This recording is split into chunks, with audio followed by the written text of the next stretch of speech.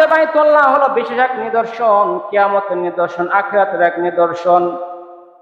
মানুষ যখন দুনিয়ার জমিন থেকে বিদায় হয়ে যায়, এই দুনিয়ার জমিন থেকে বিদায় হয়ে যাওয়ার হাজি হজ করতে যাওয়া দুইটা একই রকম।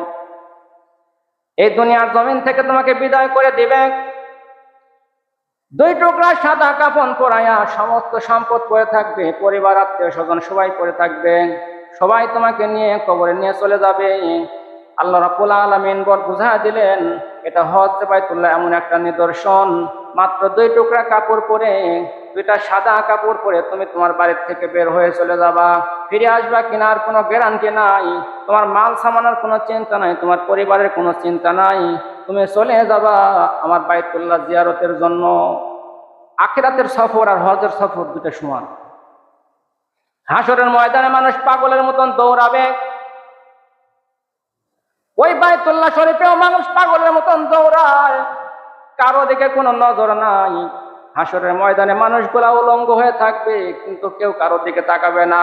ওই বাইতুল্লাহ গিয়া দেখো কত নারী পুরুষ পাগলের মতন দৌড়ায়, বাইতুল্লাহর দিকে তাকায় তাকায় কত মানুষ চোখের পানি ফেলে।